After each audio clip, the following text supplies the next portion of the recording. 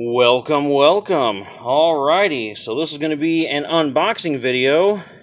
My cat would get out of the way. Or maybe he wants to assist in the unboxing, I don't know. Alright, so you'll notice if Eddie gets out of the way, we've got a nice hard case that says Walther on it. And excuse me, Eddie, if you don't mind getting out of the way. Alright, so what do we have in here?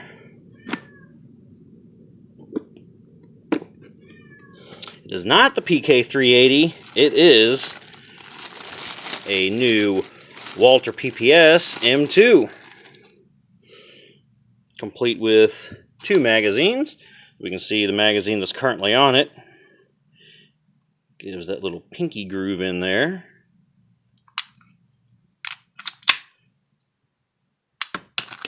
Pretty positive release. And then here is the smaller magazine. A flat bottom one, no pinky groove, but a little smaller and more concealable. Now, I don't really have my PK380 here to compare it to, but when I get that back, I can maybe do some side-by-side comparisons in case you're thinking about either a single stack 9 or the single stack 380, Walther PK380. Which at the moment I don't recommend getting if you've watched any of my previous videos and you know why that is. So why can't I compare them side by side? Well, I decided to go ahead and send it off to Walther to have them attempt to repair it again. And I'm going to give it one more final redemption run. So, next video is either going to be a comparison between this and the PK380, or it's going to be an unboxing of another Taurus G2C. This one will be a mint green lower, like Katie's, but instead of the stainless steel slide, it's going to have the black one. But I went ahead and bought all this ammo today. This is all 380 rounds, and we're going to use this to try to see if that PK380 will feed any of this. We already tried the Winchester white box and some tool ammo, which it didn't seem to like that, but that was prior repair. So we got 50 rounds of Remington, 50 rounds of American Eagle Federal, 50 rounds of Fiocchi, 50 rounds of Blazer, and 25 rounds of this Hornady self-defense ammo, which are the hollow points, which is what I keep in it. So we're going to give it one last chance after Walther fixes it. And then you're going to see this at the range going, what was that, 225 rounds? Yes, we're going to fire 225 rounds out of that thing and see if this thing will not malfunction for once. But enough with that. We're going to get back to the PPS. So, what we got, 2 magazines. And I guess I'll go ahead and, before we take it down, I've got my, now we can't compare it to the PK380, but I got my dummy rounds. I do have my PPQ, which is also unloaded. But I only want to compare these two because we kind of have a very similar trigger, as you'll notice. PPQ and the PPS have a similar trigger. One of these being our double stack 9 and our single stack 9. The question of the day is, are these triggers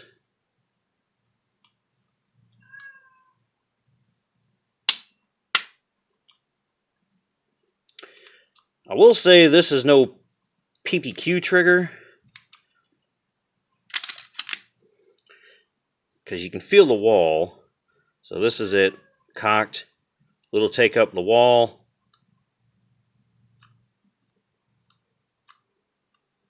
You can feel it. When you feel it, wow, off it goes. A very short reset, you're back on it, wow. I mean, that's short. This trigger is excellent. This guy, after it goes off, it stays back, so we're on it. A little bit of take up. Off it goes. And then it goes back. Goes pretty forward. You can hear the click. So it's similar Not quite as good in my opinion, but we'll know more when we get to the range. And the other thing we got going on is it does have a, I guess a striker indicator is what we'll call that. As you're starting to pull the trigger, it protrudes slightly. Boom. Goes in. It's all the way back if you're on the reset.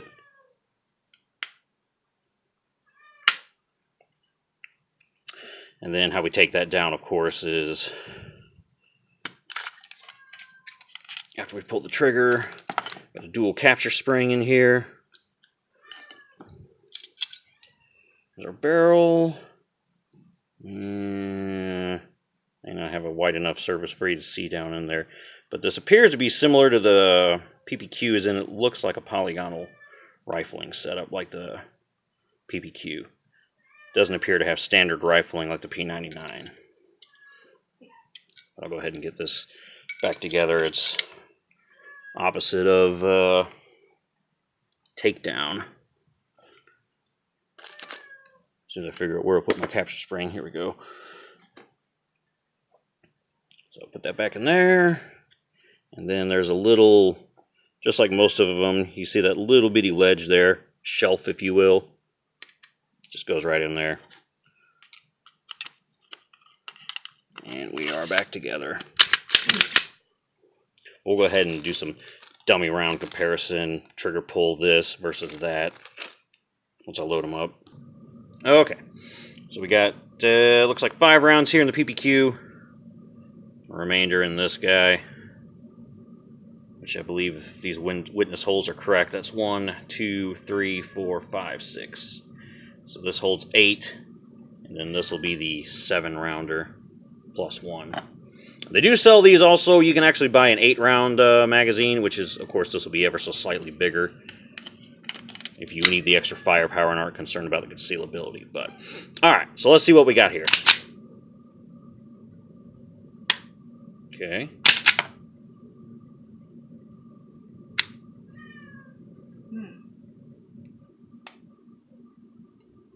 You almost have to go all the way out for the reset, and the wall is very difficult to feel. See, I can't really tell where it is. You can hear the reset. The wall, I guess, is just right on the other side of it. So I say this much about it. It's no PPQ trigger.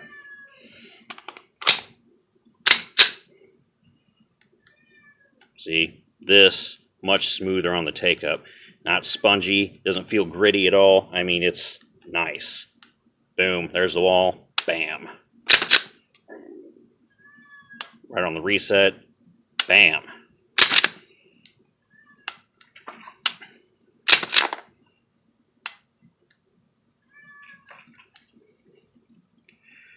All right, so let's see what we got. If we can feel them. There's my wall.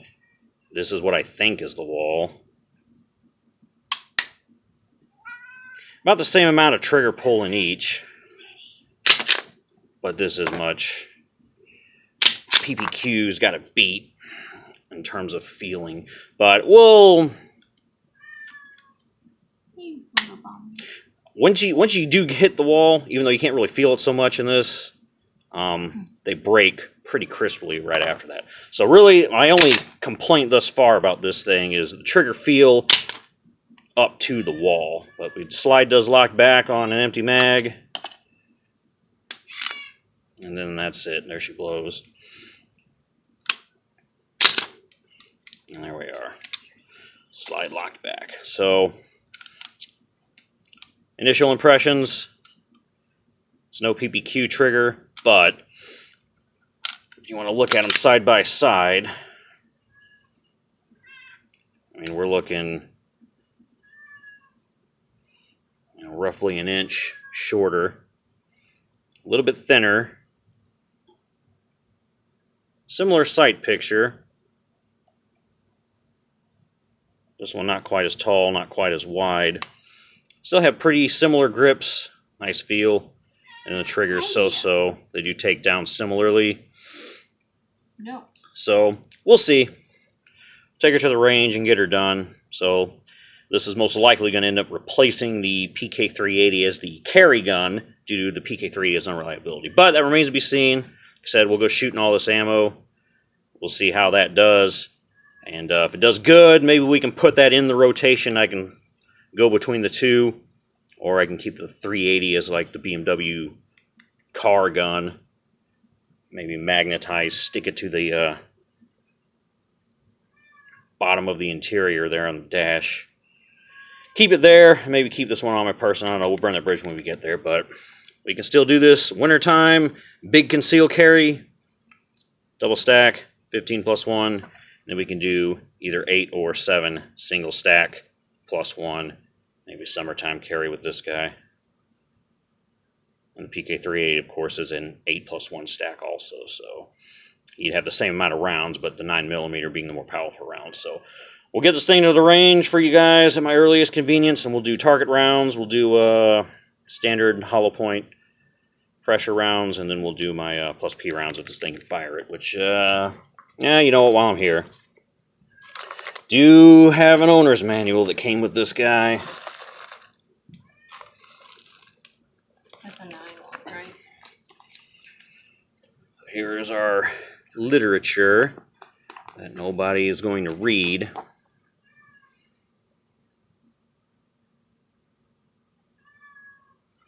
Because once you own one, I believe you've owned them all, Walther-wise. Except maybe that PK380, because remember, it does not have a slide stop like this does. But one reason I chose this over the CCP is this does not have an external safety, and the trigger is somewhat similar to my PPQ, which I do like the PPQ's trigger, and anybody knows me knows I'm not a fan of external safeties. You know, the PK380 has one. That is what it is, I guess.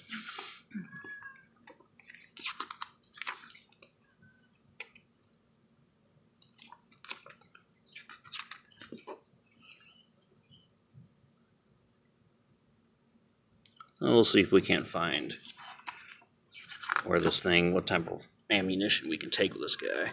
All right, found it. Here we are. Page 10. So you can fire plus P ammo out of this, just not plus P plus. But there we are, plus P.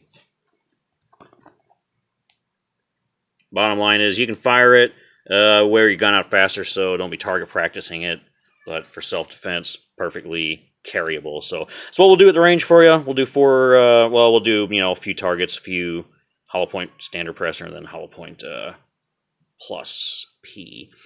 So yeah, that's about it for this gun, really. I mean, it's got, you know, 2 shiny mags here, the witness holes, whereas, you know, the PPQ's mags are kind of like a not so shiny finish. These are similar to the P99s, where it's got that shinier finish, made in Italy, just like P99 and the PPQ mags.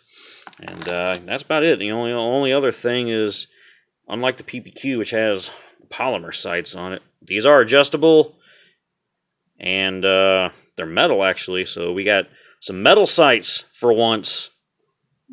I can't remember if my PK3A has metal sights or not on it. I think when I get it back, I'll have to eyeball it. But I know the P99 and the PPQ, they're polymer sights.